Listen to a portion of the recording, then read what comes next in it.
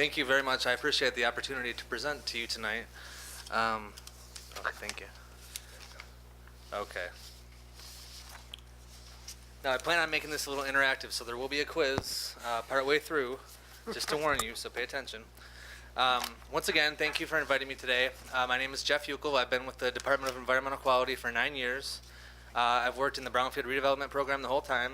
I cover the Upper Peninsula, the Mid-Michigan area, and then Southern Michigan in terms of the Brownfield Redevelopment, grants, loans, and Act 381 tax capture, which I'll be discussing all those programs a little bit just to give you kind of an overview of what they are. The picture's up on the screen here, if you guys can all see that. Do you guys have access to? Yeah. Oh, you do. Okay, perfect. Down there. This is one of my very first projects up in the Upper Peninsula. This is in Sault Ste. Marie.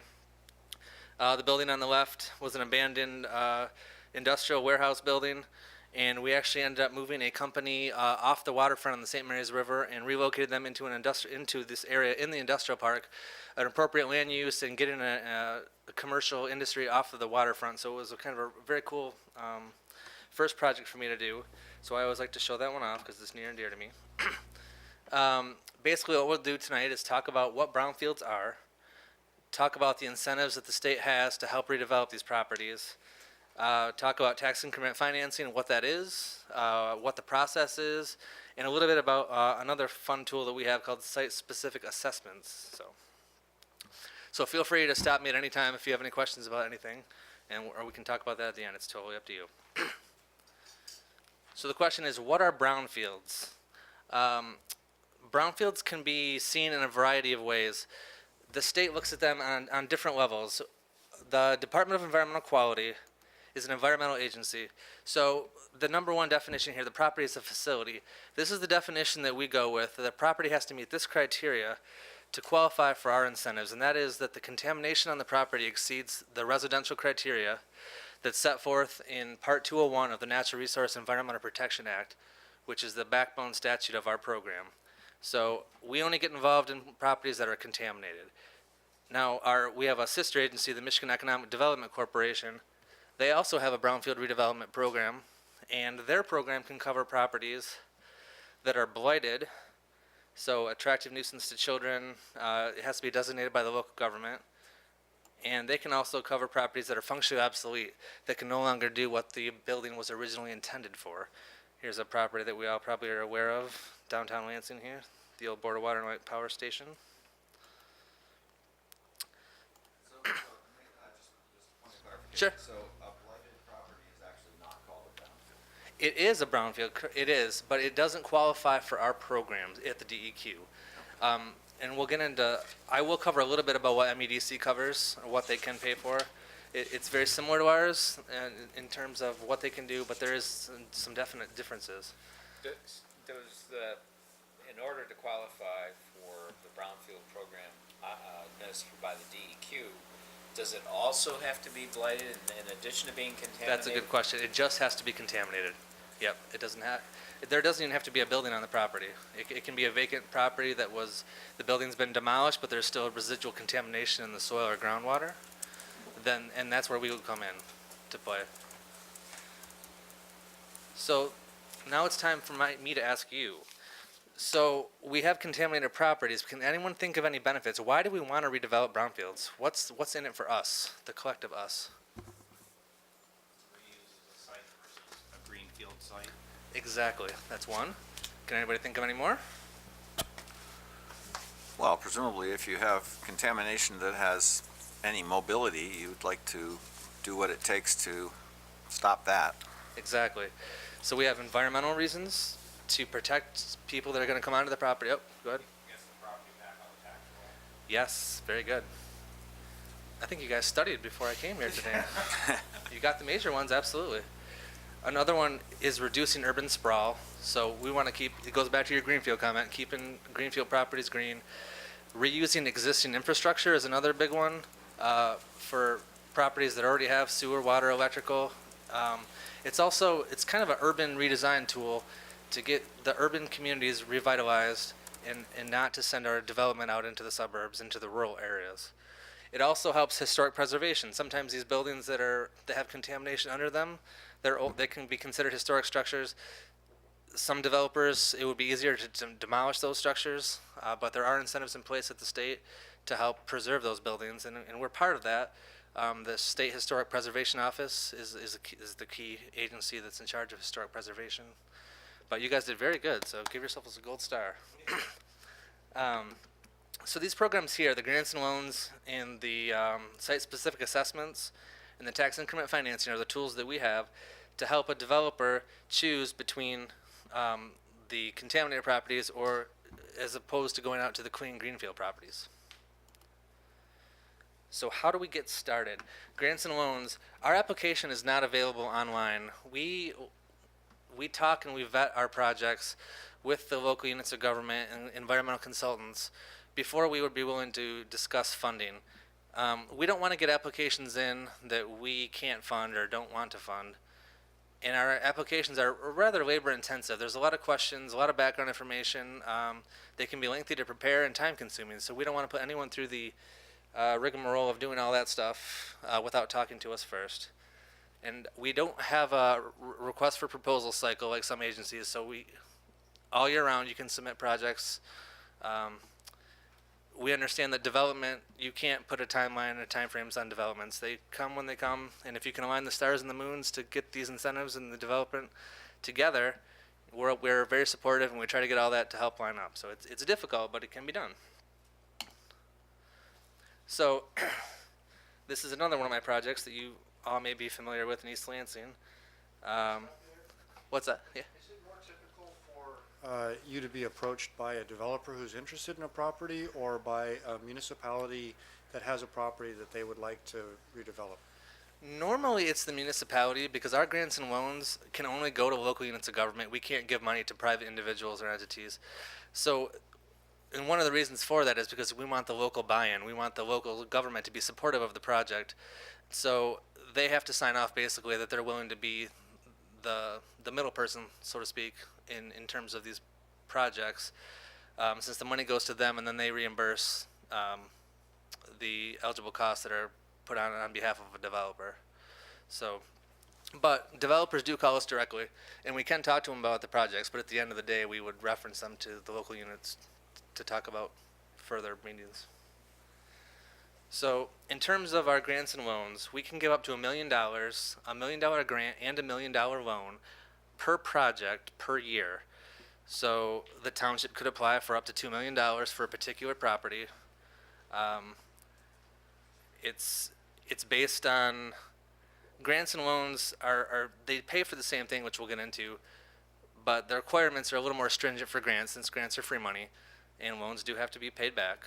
So we try to get applicants to accept a combination of grant and loan funding, and if the tax increment financing component works out correctly, loans can actually work like grants.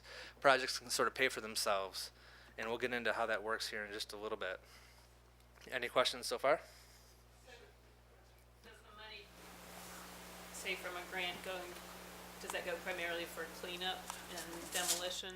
It's not for the development? That's a great segue into the next slides here. Very good, very good. So the eligible activities, since we are an environmental organization, we can only pay for what's called response activities under Part 201. And these are the eligible environmental activities that are necessary for the reuse of the property. So those include the environmental investigations, the Phase 1 and the Phase 2, and we'll get into what those are in a second. The baseline environmental assessment, which is a must for any developer to have because it provides liability protection for previously existing contamination. Due care activities are the most common thing that we pay for. And then demolition in certain circumstances, we can do that as well. And we'll kind of get into what these are here. Now, in terms of grants, we have to know up front that the property is contaminated. So there has to be data already generated that shows us there's an issue with the soil or the groundwater. And then, since we're using state taxpayer dollars, because these are primarily funded from the Environmental Protection Bond and the Clean Michigan Initiative Bond, so we have to be very careful about where we spend state dollars. And so we don't want to let any liable party who's responsible for contaminating a site to get off the hook of their responsibilities by letting the state taxpayers pay for their cleanup activities. So we very thoroughly investigate a property in terms of who's responsible, and we look through all the documentation that we can find, and we ask that the local unit of government provide as much as possible when we're talking to them to determine if it's eligible for grants, if there's a viable party that should be doing something out there that's going to put up red flags for our funding as far as grants go. But as we'll see here in a second, loans are a little more forgiving, since that money is going to be paid back. If a local unit of government is willing to take on that risk of payback and the project going through to completion, we're definitely willing to be a partner with that.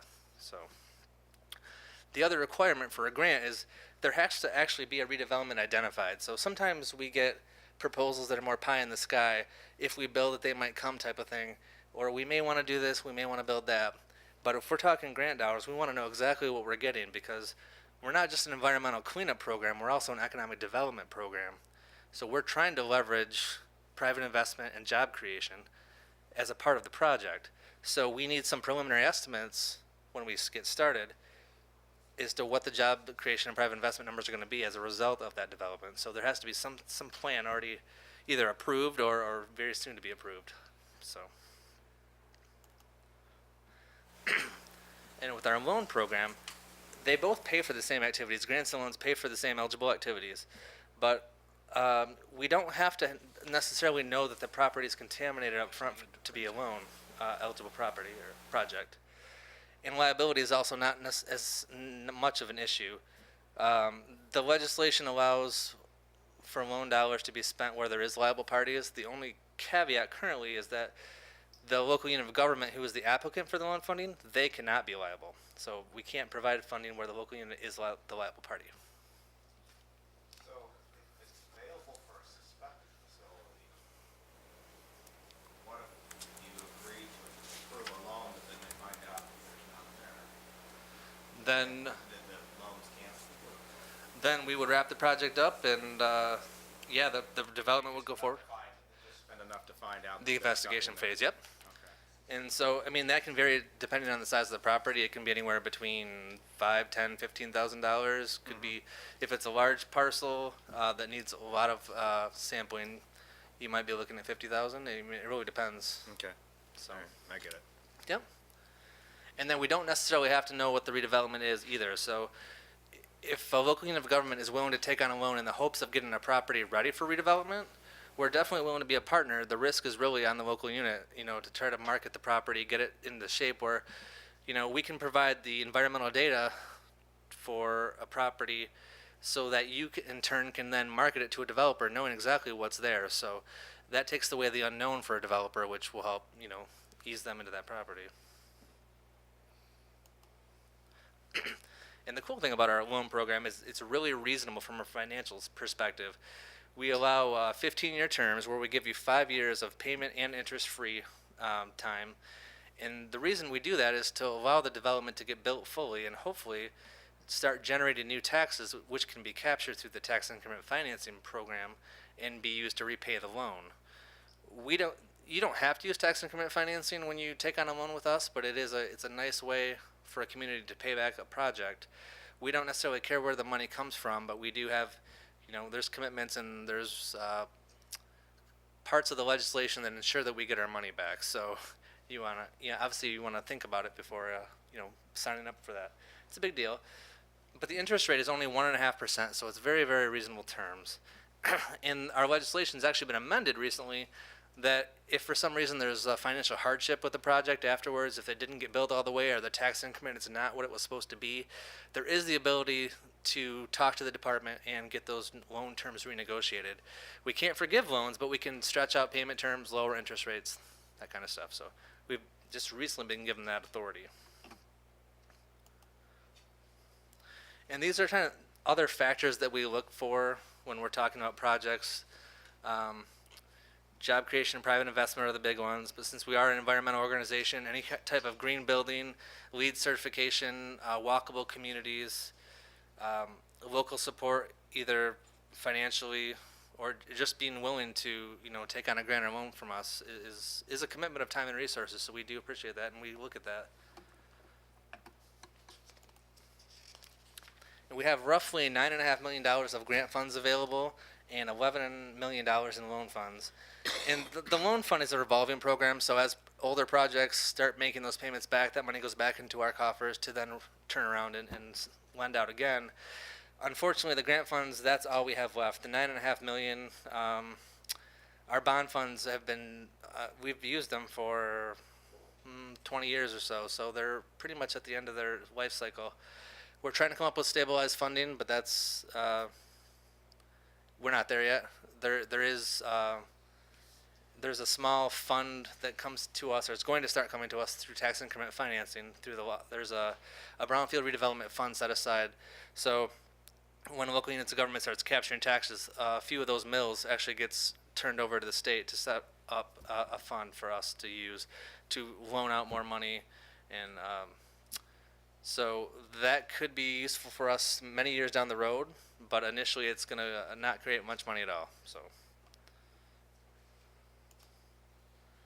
does anybody have any questions about the grants or loans? That's kind of where we shift over to tax increment financing. So, typically, does the township have an environmental consultant that they typically use? Okay. Most of the time, they're the ones that put together the applications. They do a lot of the meetings to help get projects ready to go. We work a lot with them hand in hand to get projects around. So I don't want anyone to feel overwhelmed that this is a big onerous process. I mean, there's a lot of work involved, but these consultants are pretty proficient at doing that, and we work with them all the time. So far in our brownfield redevelopment options have been through Ingham County, because we use their office to do those. I don't know if I can recall us having any conversations with them about going through the DEQ versus the MEDC, but it's an interesting alternative to consider. absolutely. There's things that we can do that MEDC cannot do, and vice versa. We cover the environmental side of projects, and they cover the infrastructure, site preparation costs, and other types of non-environmental activities to help bring redevelopment to these properties. So a lot of times, you can leverage both of us on projects. We talk to each other. There's nothing, just because you get one, it doesn't hurt you or affect your ability to get funding from the other. So we partner a lot, especially in the tax increment financing. A lot of times work plans will come in for eligible environmental activities and non-environmental activities. So we handle our part of the review, and then MEDC does theirs concurrently but separate. So, okay. So if you guys know of any properties that the township is interested in, or there's a developer interested in redeveloping, I highly suggest contacting me, and then we can talk about the particulars of those types of projects. This stuff all sounds great, but it's a project by project specific basis as far as eligibility for these programs. So, and they do take time. So on average, it takes 3 to 4 months to get a project up from the initial stages all the way to an approved signed contract where you can actually start doing eligible activities on the property. So you kind of have to think ahead, and sometimes developers will come to us and they'll say, hey, we want to get started 2 or 3 weeks. How do we get grant funding? And we smile and nod, and there's really not much we can do at that point in time. So I guess that's one take-home message is think early, plan early. Talk to us as soon as you get the hint of a development is the time to bring us in, and we can kind of steer you. And actually, it's a good thing because we work with a lot of other grant agencies and sister departments, and we know a lot of people in other programs, and sometimes we can help leverage funding from other programs that you may not be aware of. John, I remember working with John in the energy office, and there was some funding in the energy office. The Department of Transportation has funding. The State Historic Preservation Office has funding. MEDC has funding. DNR has funding. So sometimes we can help leverage projects funding for you. So I highly suggest talking to us up front. So now I want to spend a little bit of time on tax increment financing. Are you guys familiar, or where's our level of expertise on tax increment financing? Heard of it? Kind of know what's going on? The mechanics? Okay. I'll briefly highlight a little bit on how it works, but we won't spend too much time on it. So tax increment financing is based upon a redevelopment occurring, increasing the property value for that particular property, and then essentially capturing the new taxes that are generated as a result of the redevelopment, and then reimbursing a developer for the cost that he or she already incurred to help get that property redeveloped for environmental costs and for some non-environmental activities through MEDC. So how that works is the base taxable value of a property is determined at the time when the brownfield plan is approved. And then the developer goes ahead and makes improvements to the property, either through environmental improvements or infrastructure improvements through the Michigan Economic Development Corporation. And that raises the value of the property, the taxable value. And that difference between the base and the new value is the increment that can be captured by a Brownfield Redevelopment Authority and then used to reimburse a developer for their costs. So there's two types of taxes that are included in tax increment financing. There's the local taxes, and then there's the school taxes, the school operating tax and the state education tax, which equals about 24 mils. And that's the taxes that we at the DEQ and the MEDC are allowed to approve for reimbursement purposes. The local taxes, the local authority, the Brownfield Authority, has jurisdiction over how those taxes are used and how they can reimburse developers. So sometimes there's situations where things don't necessarily meet our criteria for reimbursement or making something eligible, but the locals are allowed to use their taxes for that reimbursement instead. So typically it depends on your jurisdiction, but generally speaking, the school to local tax ratio is generally 50-50. Sometimes it's 45-55, but it's pretty close to half most of the time. And the activities that we can pay for, or I'm sorry, when I say pay for, we can reimburse for that are eligible under tax increment financing are the same type of things that are eligible under the grant and loan program. The baseline environmental assessment, the due care activities, and the additional response activities. And I thought there were some slides. Let's make sure we get it here.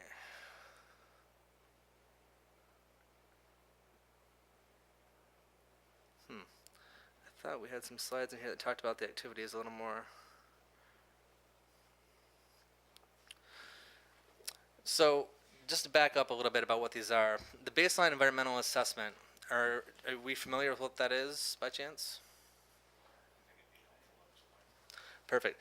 The environmental law under Part 201 allows for the purchaser of a contaminated piece of property to conduct what's called the baseline environmental assessment. And this is basically documenting what contamination exists when the purchaser buys the property. So it consists of a phase 1 and a phase 2 investigation. A phase 1 is basically doing walking the grounds, doing historical record title searches, looking at sandborne maps to see what previous structures existed on the property, to try to recognize environmental conditions. If there's pipes sticking out of the ground, that can be indicative of an underground storage tank. If there's stained soils or sheens on the water, you can reasonably suspect there's some sort of contamination issue present, which would lead you to conducting a phase 2 investigation, which is also an eligible activity. And basically what that is going out and taking soil and water samples and getting those analyzed at the lab to see if there's contamination that exceeds the criteria in Part 201. The baseline environmental assessment is if a phase 2 shows that there is contamination present, basically you put together, consultants typically do this, but they put together a document that describes the conditions as they are now based on the analytical results of the samples, and that gets sent into the department. And that essentially, if it's done within the statutory time frame, you have to conduct a baseline environmental assessment 45 days from the date of property purchase, and it has to be turned in to the DEQ within 6 months. If those timeframes aren't met, then the liability protection afforded by a BEA is not valid. Essentially you inherit liability for a property, so you are environmentally responsible for the contamination. Even though you didn't cause it, you didn't conduct your BEA within the timeframes, you are considered liable in the eyes of the state. So it's very, very important for a developer or a municipality when you're going to buy a piece of property to do your due diligence and get the phase 1 and the phase 2 done. And those are something that we can pay for through tax increment financing. We can reimburse for that, and it's also eligible for grants and loans. So we do that pretty much on every project. We start off with an investigation to characterize what's there, and that kind of gives you a feel for the scope of work, what needs to be done at the property. The due care activities, basically any owner of a contaminated piece of property has what's called due care obligations. So under the law, you're responsible to make sure that a third party that comes onto your property doesn't come into contact with any hazardous substances. So generally what that means is if there's soil contamination, you can remove it if you want to, but you don't have to under the law. You're not the responsible party, so you don't have to remove the contamination, but you have to cover it or make sure no one can get to it. So typically 6 inches of clean soil is a barrier, exposure barrier. That's a common due care activity. If you have like a leaking underground storage tank from a gasoline station and there's vapors that are coming up through the ground and entering a building, a common a due care activity would be a vapor barrier. There's a passive mitigation system, active venting. There's different engineering controls that you can put underneath a building to stop the vapors from coming up into that structure. And those are due care activities that we can pay for as well. It's typically easier when you're doing a new construction to install those vapor controls as opposed to retrofitting an existing building. Do we have any questions about those types of things? Because that's kind of the bread and butter of what this program does. Is What you're saying is that you don't want to launch into this project without being fully committed, because if you get through the assessment and you determine that there is contamination, there's a clock that's ticking, and if you don't meet your requirements there, you could end up holding the bag. that is possible. You can also conduct a baseline environmental assessment before you own the property. If you can get an access from an existing owner, you can go out and do the sampling before you purchase it. So that's another option, and that was a good point to bring up. The If a private party owns that property and you go and assess it and find contamination, they're going to know about that, and then the due care is on them. Yes, they would have due care obligations, absolutely. And they would be required to notify any prospective purchaser of the contamination under the law. Yep. So, and just to back up your point, just to clarify a little bit, the clock doesn't start after you do the investigation. The clock actually starts the day you close on the property, the clock ticks. And then you want to get your investigation lined up ahead of time. So because, sometimes it's going to take a couple weeks to get a consultant out there, and there's a lot of background information that they do. So you want to get those ducks lined up before you would actually go through and purchase the property. Absolutely. So if you buy the property, then the clock starts ticking, and then you find out that it's a bad piece of property. Mhm. Who's in trouble? That's a good question. Well, when you can complete your baseline environmental assessment and you turn it into us, you are not in trouble. That gets you off the hook for what's there now. If we weren't previously aware of it, then us as a department, we have obligations to notify the liable party that they have responsibilities that they need to undertake. And our compliance and enforcement section is responsible for that. It's sending out the notice letters and trying to get parties at the table to do what they're supposed to do. That's not necessarily what we do. We're all in the same division. We're in the remediation and redevelopment division, so it's all part of the redevelopment process. And sometimes we kind of have to wait before we start talking incentives for our C&E folks to kind of go through their process and determine liability and who's responsible for what, so we don't get into problems, using taxpayer dollars for a private entity's So responsibilities. as a purchaser, I would be protected from liability. If you do the BEA. Yeah. Absolutely. Yeah, you're responsible for you're protected for what's there now. But if you go in and you start doing a process and you contaminate the ground, the BEA doesn't protect you from that. You're responsible for your own actions. So Would the due care be different depending on how you're gonna use the property, residential versus commercial, industrial? absolutely, very good question. And yes, the answer is yes. We used to have the 3 classifications of development, and what that was basically there's different cleanup criteria based on the reuse, how clean does it have to be? If it's going to be a daycare, it's got to be cleaned up to residential standards. There has to be no contamination present. If it's going to be a shopping mall where there's going to be occasional people there from 8 to 5, there's a non-residential standard now. There used to be a commercial, industrial, and residential standard. Now it's just simply residential and non-residential. So it's really, it is based on what the reuse is going to be. Absolutely. So that would cover things like asbestos and lead paint. That's part of it. Those contaminants on their own are not regulated under Part 201 if they're not in the environment. If they're not in the soil or the groundwater and they're Okay. inside of a structure, they don't fall under our jurisdiction. We can help pay for the removal. We can't pay for abatement. Currently, we're actually prohibited. We operate under what's called site reclamation rules, and it's clearly prohibited that we pay for asbestos abatement. We're not prohibited.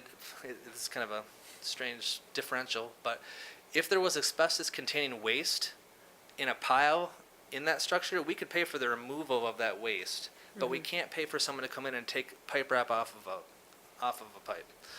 So, and I will caveat all of this with the fact that our program is actually undergoing a huge change right now where there was a huge stakeholder, it's called the CPI, the Continual Program Improvement process, where we had a stakeholder group in the Brownfield arena, developers, municipalities, attorneys, local units of government, brownfield authorities, and they came in and gave recommendations to they met and they talked to our director about changes to our program.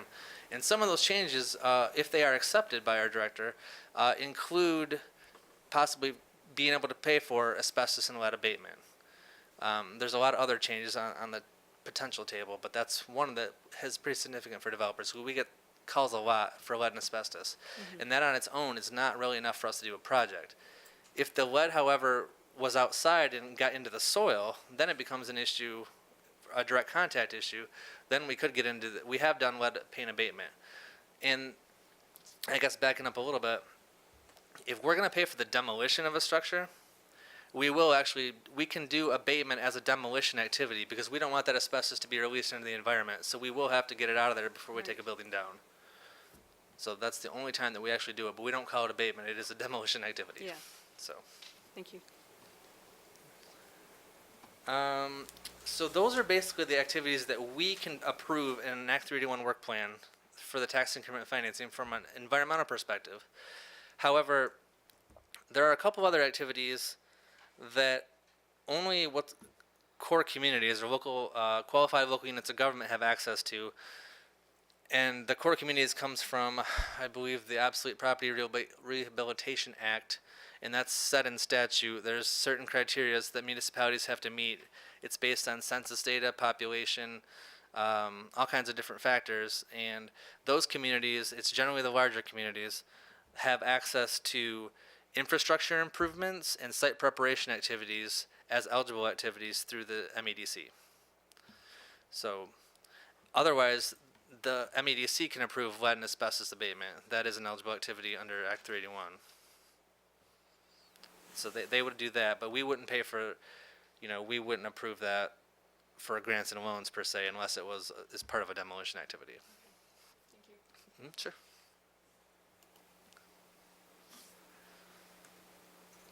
So in Ingham County, obviously, Ingham County has a Brownfield Redevelopment Authority. They can use local taxes to pay for the administration of that authority. Any debt millages on a property, those cannot be captured. They're set aside specifically for a purpose. Those cannot be used. Developers, as we know, they have to get financing for projects. The interest that they pay is eligible for tax increment financing. Generally, we allow simple interest up to 5%. So, and that's standard. MEDC allows the same practice. They came up with a 5%, and we kind of piggyback with them. So in order to capture tax increment revenues, you have to have a Brownfield Redevelopment Authority. Just a plain local unit of government cannot capture the tax increment revenues. So when a property is placed in a Brownfield plan, the initial taxable value of the property is established. And so what that means is, as the property gets redeveloped and the tax increment goes up, the increment that's captured can go to the local or go to the developer to pay for environmental costs or non-environmental costs if you're MEDC that they incurred. However, the baseline taxes at the time the plan was adopted, whatever that property was worth, the local unit of government continues to get taxes based on that value. So they're not losing any current taxes. They are foregoing the new taxes until the property essentially until the developer is paid off. So I think we have that here. I think it's the next slide here. You can capture taxes for up to 30 years. And a brownfield plan can go for up to 35 years. You have 5 years to start your tax capture, and then you have up to 30 years of duration of capture. And so whichever comes first, if the 30 years comes first or the developer is made whole, once that occurs, then the taxes revert to the jurisdictions, the normal taxing jurisdictions, and then you start to get those increased taxes. So you're essentially, there's a common misperception that people are losing out and taxes are being stolen. I guess it depends on how you look at it. Taxes, if the property wasn't redeveloped and the tax increment financing activities weren't given to a developer, the property may not be redeveloped in the first place. So it's kind of a but-for type scenario. So at the end, when the taxes are essentially reimbursed to the developer, then the local units are made whole, and then they get to start capturing again. So does that make sense? Okay. And I kind of covered some of this stuff already here. Actually, we just covered all this. The cool thing about Act 381, one of the cool things that I think is a great tool that's not often utilized, is called the Local Site Remediation Revolving Fund. And what this is this allows a local unit of government, a Brownfield Redevelopment Authority, to capture an additional amount of taxes. So after a developer is made whole, the local unit of government, the BRA, can capture either an additional 5 years of tax capture or up until the value of what the eligible activities for that particular property were. So say, for instance, the BRA was approved for $200,000 in school tax capture. They could capture either 5 more years of taxes or $200,000, whichever comes first. And that goes into a local site remediation revolving fund that the locals control, that they can turn around and use to help developers for the same activities that are eligible under Act 381, the investigation, the due care, the demolition, the baseline environmental assessments. They can lend that money out to developers to use and get that money. They are actually under control. They can give it away like a grant. They can set up their own revolving fund where they can loan money to a developer to do those environmental due diligence activities, and then they can get paid back. So every time they have a separate brownfield plan in a separate property, a new project, they can capture the 5 years or the value of whatever those eligible activities were for every property. So the more you do, you can start aggregating a large amount of money that you have to use, essentially at your own discretion. Any questions on that? Well, this is going back to a different part, so maybe you want to. Sure. So this is a kind of a cynical question, but it seems as though it might be in a developer's interest to ensure that a place is interpreted as a contaminated brownfield. I see what you're saying, yes. However, that is true. They would have access to our tools, but our tools are only set up to bring the property to be the equivalent of a Greenfield property. So we don't pay for anything. We don't pay for any development costs that they have. If there's not contamination there, they don't need the baseline environmental assessment. They don't need the due care activities. So they're not gaining anything by being a contaminated property. We're just trying to offset the additional costs that they would incur by having contamination there. But how do you determine the taxable value, sort of the hypothetical taxable value of the Greenfield property to begin with? What would have been the Greenfield property if it were? I guess I'm confused about that. It seems to me, a blighted spot in the middle of a city that everybody knows is contaminated is already gonna. I mean, depends on how you assign the tax value, I guess, is what I'm wondering about. Right. It all depends on the local assessor. Whatever the property is currently valued at, that's what the initial value is at the time the brownfield plan is approved, whatever that value is, that starts your baseline assessment. Then the assessor and the consultants, they kind of guess. They guess at what the redevelopment is going to contribute to that property and what it's going to be assessed at when it's done. And they take a stab at what that amount is, and then it's based on actual values, but the estimate is enough to kind of get you in the ballpark to figure out what your tax increment roughly is going to be, so how much you have to play with in terms of reimbursing a developer over time. Is your increment going to be, are you going to have $25,000 a year? Is it going to be $50,000, $100,000 a year? And that kind of gauges how much you can afford to pay back. And then it's based on what the actual costs are and what the actual value is. So everything's kind of hypothetical to start with, if that makes sense. And then the actual valuations are where the rubber meets the road, so to speak. Yeah, that was what worried me, you know. It seemed to me that it could be fairly easy to spoof the system, either by, you know, going out and dumping a bunch of oil in a place, you know, essentially trying to make it. Well, we can't condone that, but What? yeah, you know, but there really is not much benefit for you to do that.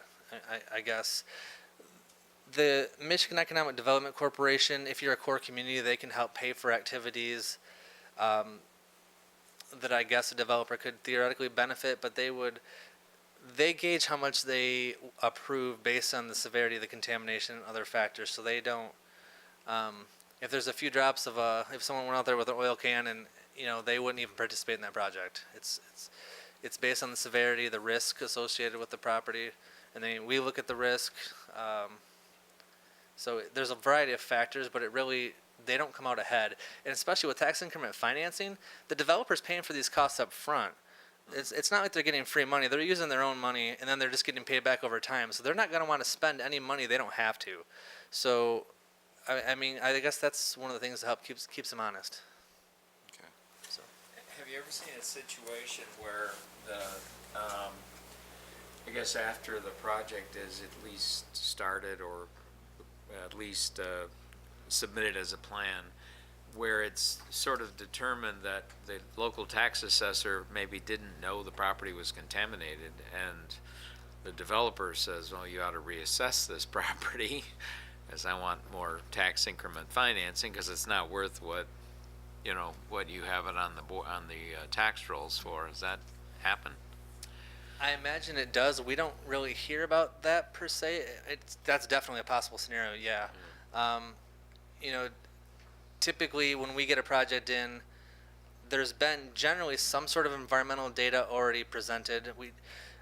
And I guess I should have backed up a little bit. When we talk about tax increment financing, we have to know a property is a facility. We don't approve tax increment financing. Like in the loan scenario, you don't have to know it's contaminated, but tax increment financing, we do have to know it's contaminated. So we know what the situation is, and I guess if we weren't involved, there is a potential if they were just seeking local only taxes where that scenario could arise, and they would have to kind of work that out through a tax tribunal or whatever process they have. But if it's not on your list of contaminated sites as a facility, I mean, somebody could bring that to your attention, though, couldn't they? That if in fact it were contaminated and just somehow or another never showed up on DEQ's list of facilities. Oh, sure. I mean, we by all means don't know all the properties that are out there that are contaminated. They come in new all the time. Yeah. A lot of times people do consult with us to find out if we know about a property. Sure. And as far as the base taxable value, that is established before the development starts. So I guess it's based on the assessor's best known data that they have at the time. It could be off, I guess you're right, but I don't, generally when you're talking a large scale redevelopment, I don't think the amount is going to be off by that much where it's going to affect the project per se, because you're talking millions of dollars of new taxes on these big projects. Mm-hmm. So, you know, if you're off by a little bit at the start, it's still, I don't know if it's going to halt the project by any means. Sure. Does that answer your question? I kind of danced around it a little bit. Yeah, but- yeah. Discussed. It comes down to how you handle uncertainty in a complex system. And you're right, and that's what it's all about. We always have a game plan going into a project on what we think is going to be there, but there's always unknowns. I've never worked on a project that's gone exactly as we planned. there's either more contamination than you thought, or there's different types of contamination, or there's a plume maybe that you didn't know was there that is affecting the groundwater and you just thought it was in the soil. I mean, there's all kinds of things, and sometimes the volume of contamination doubles or triples from the estimate, or the contamination is so severe that the costs are more, because if it's classified as a hazardous waste, the cost of disposal triples. So there's all kinds of variables in these projects, and some of these things require permits.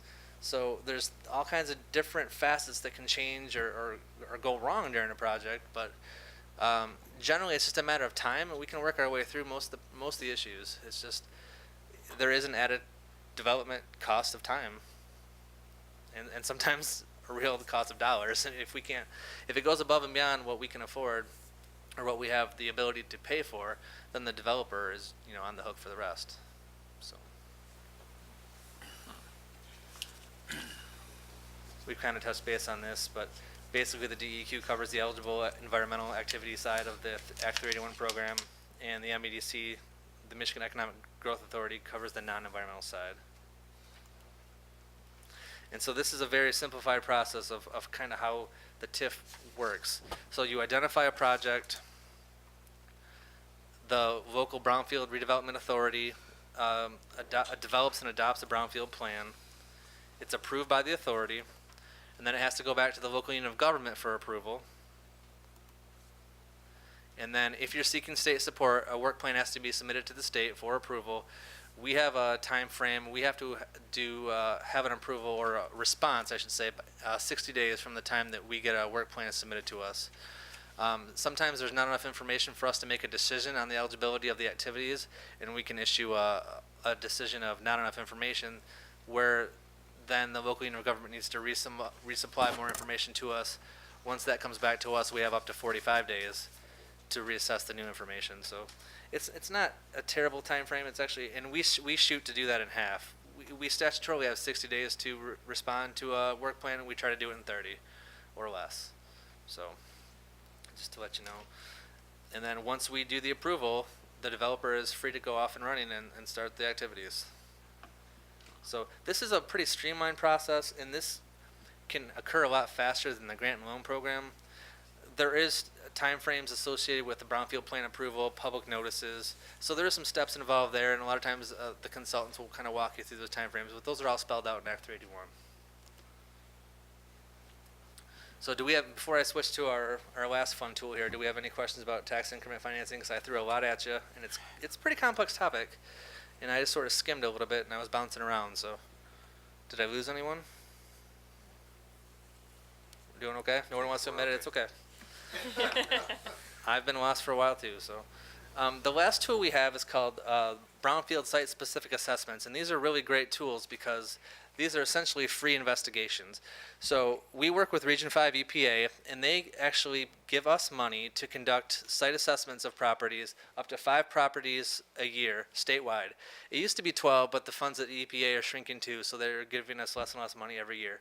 But currently, for this coming year, we have 4 slots available. We've already done one investigation in Detroit. And what this is the gentleman here on the screen, Joe Walzak, he's in charge of this program, and you contact Joe to talk about your property, and it doesn't have to be municipally owned, but it helps. It's a lot easier if it's owned by the local unit of government.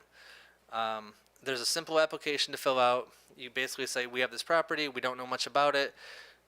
You don't even have to necessarily have a redevelopment ready, but it has to have the ability to be redeveloped. It has to be a marketable property. And what we'll do is you fill out this application, and then if it's approved, we schedule with the local unit of government to come out, and we actually have our own crew. We have geoprobes that can go out and drill into the soil and capture soil borings.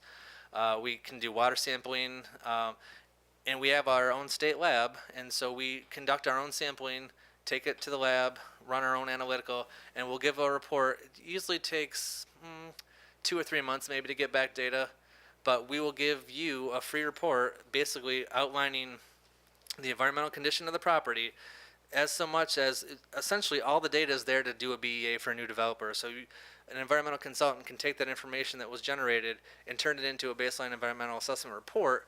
And so you've already got that for a developer. So it's a great tool to have if you want to try to, attract a developer to a particular piece of property. If you already have the data to show them what's there, I think it's a great tool. It's absolutely free. So I highly, highly suggest, and it's not really competitive. It's first come, first serve. So from that perspective, the sooner you identify a property, the better.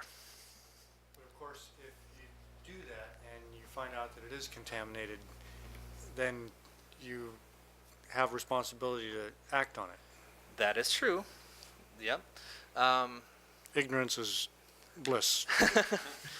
To a degree, but I still think that even outweighing that potential risk, if you're really trying to get a developer in there, they're going to have to get this information at some point or another, and it's a lot easier to have it to be able to hand out as opposed to them having to spend their own $15,000-$20,000 to conduct this investigation. You've got the data already to go.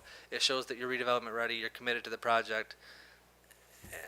I mean, I think you come out far, far ahead in terms of, the risk to reward ratio. Do you have to have a Brownfield Redevelopment Authority established to do that You do free not. That's a assessment? good question. No, you can just be a local unit of government. A village township without a BRA can access this tool. Okay, because I can think of a site the township owns, might be very Absolutely. applicable to that. So, Yeah. indeed.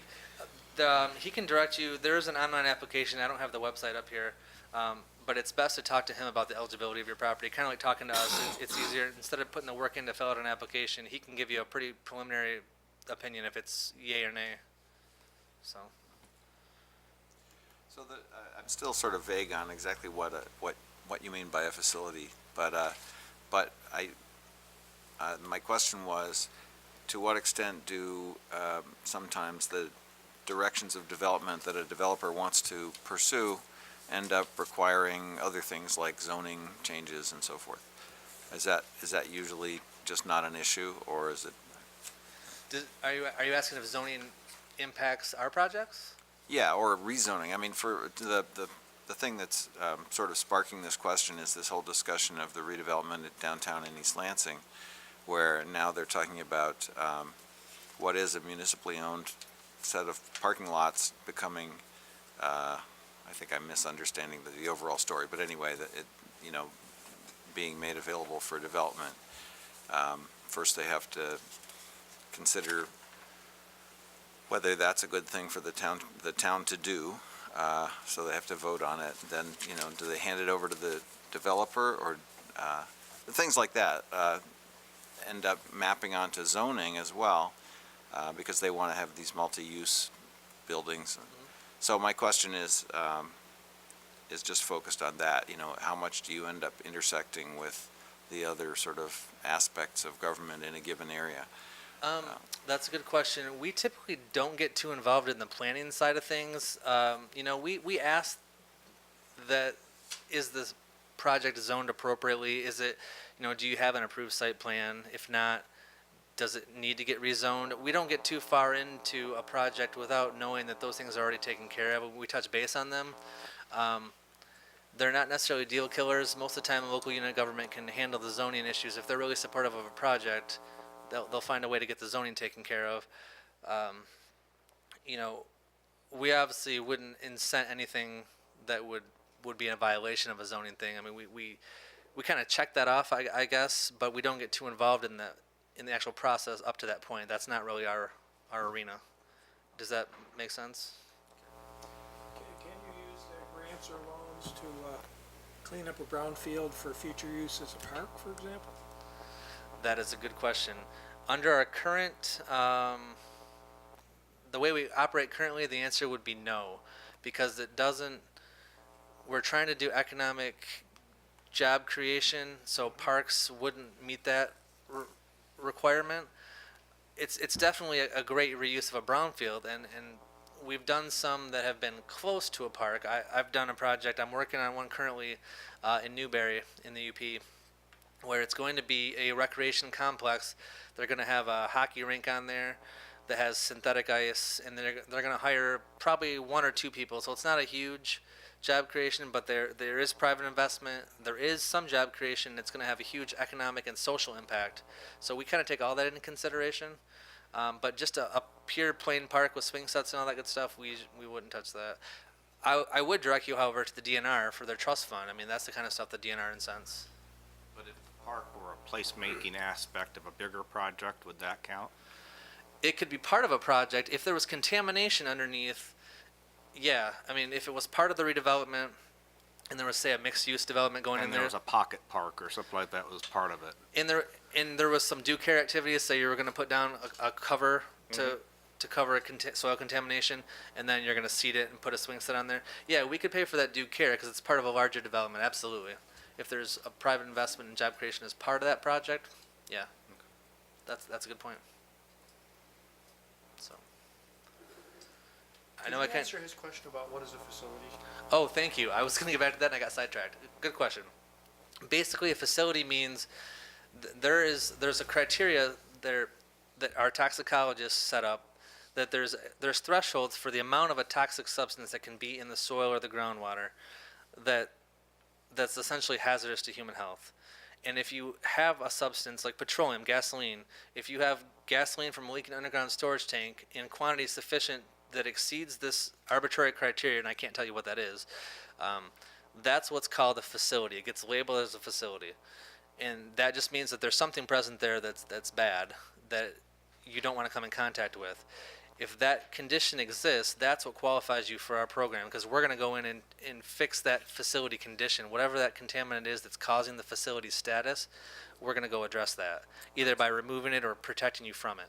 But it's only called a facility if contamination has happened, as opposed to, a gas station where you haven't had a leak, but still those materials are being part of the process. Right, until it's identified that there isn't a release into the environment, there's no such thing as a facility. And actually, gas stations are unique. They actually have a separate statute that's called Part 211 and Part 213 that regulates them.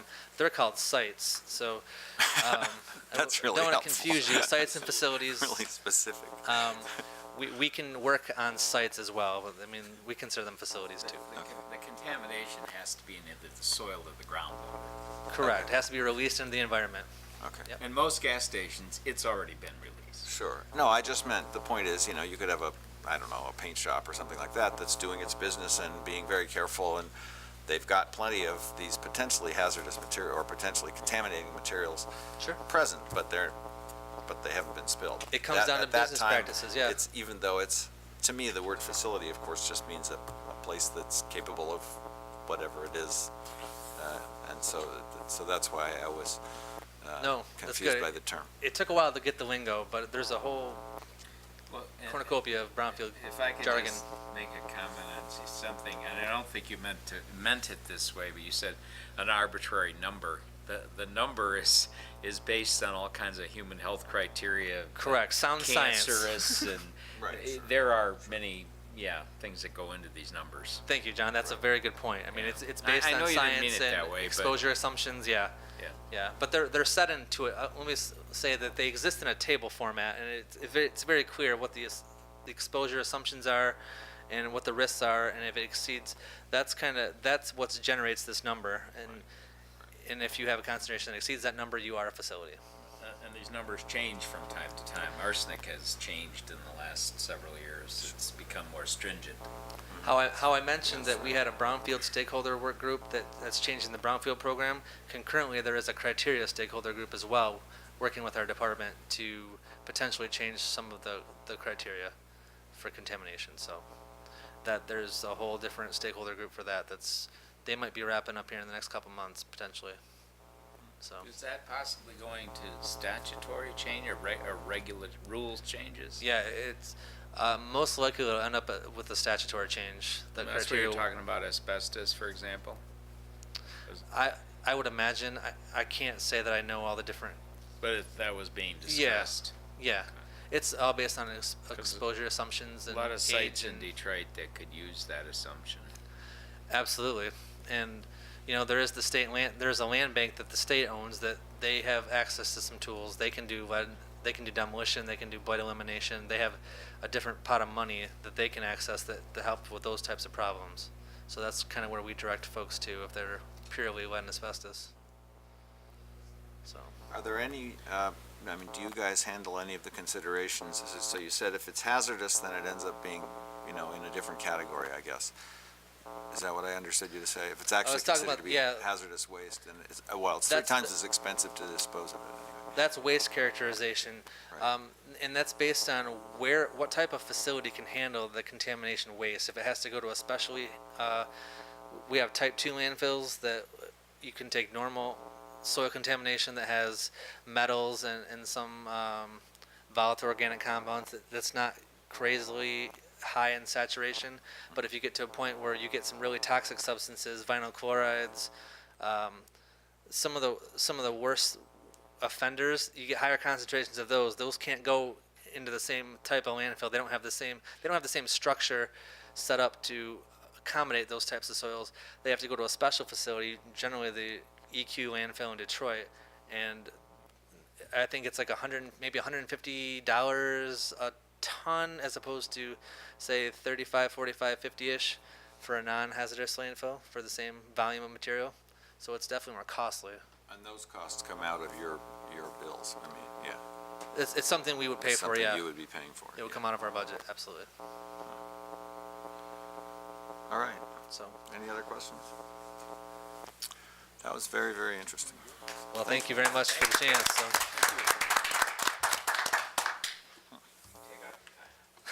Very good. Choking me up here. Okay, I guess we need to. You need me to do return anything up the here? Agenda. Find All it. right. I'm free to go. Thank you very much. I appreciate it. Public remarks. If you guys have any questions, actually, I'm going to give you my cards. That's what I was gonna say, actually.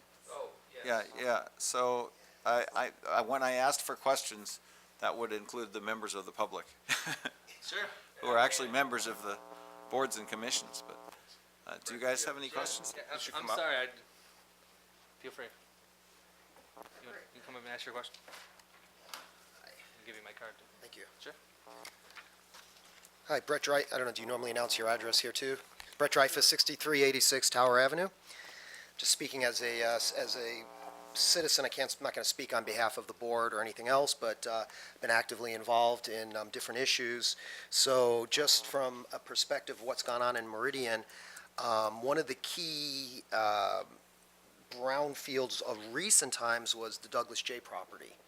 So in the downtown area at Okemos, Hamilton, that property has had issues with economic development, and they applied for brownfield, we don't have a brownfield authority there, I don't believe. I think it's just, they got brownfield credits through Ingham County Brownfield Fund, Brownfield Redevelopment Fund.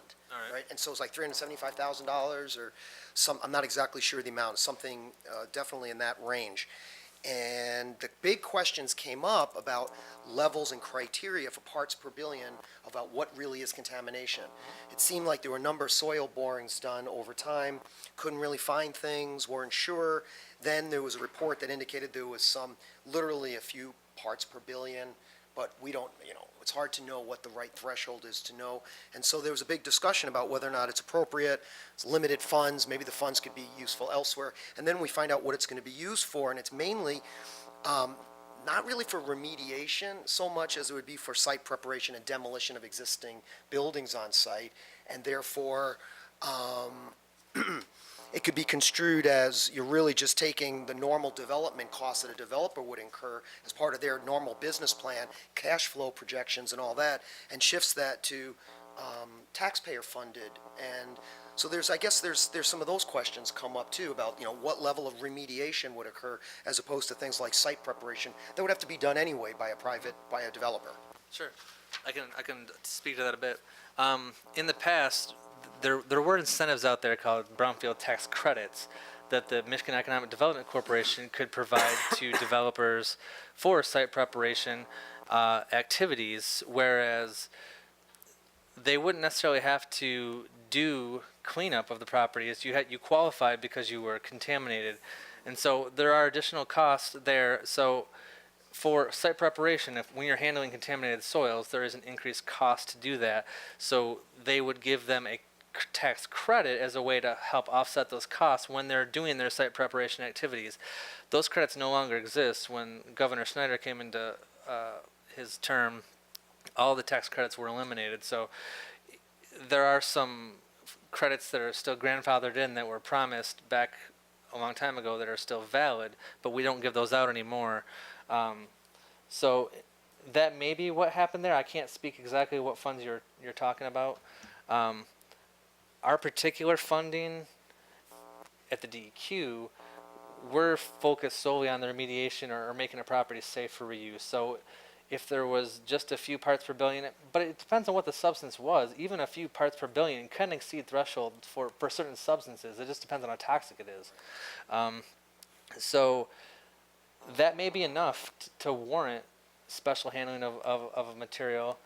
Then again, it would really depend on the particulars of that project as far as what the contamination was. If it was petroleum or something, it wouldn't, parts per billion, a few wouldn't be a big deal, based on what I know, but I'm not the expert. So we would obviously consult with the pros before we would go forward with something like that. But I don't know if that really addressed your point, but okay. Thank you. Hi. Good evening, I'm John Scott Craig of 5244 Wardcliff. I'm a member of the Planning Commission. I just wanted to thank Rick for sending around this notice about this, because this was an excellent presentation. Thank you very much. The Planning Commission's working on redoing the master plan and also trying to incorporate things about making redevelopment-ready properties in the township, and this is very useful information for that. So thank you very much. Thank you Great for that comment. I presentation. appreciate it. So, I guess the take-home message is feel free if you have any inkling about a potential issue with contamination, or we can get you in touch with the MEDC as well. They have a community assistance team that's set aside to help redevelopment projects in downtown areas. They also have a business development team that's more specially geared towards bringing in large industries into properties. So we can get you in contact. It never hurts to call. So if you have any questions about any potential, the worst I can do is tell you no, we can't help you. So, which I do quite a bit. So, but all right, thank you very much, guys. Thank you. And thank both of you for joining us. Thank you. I did give you my cards, right? Yes. Yeah. Are they allowed to leave the public? Probably can't.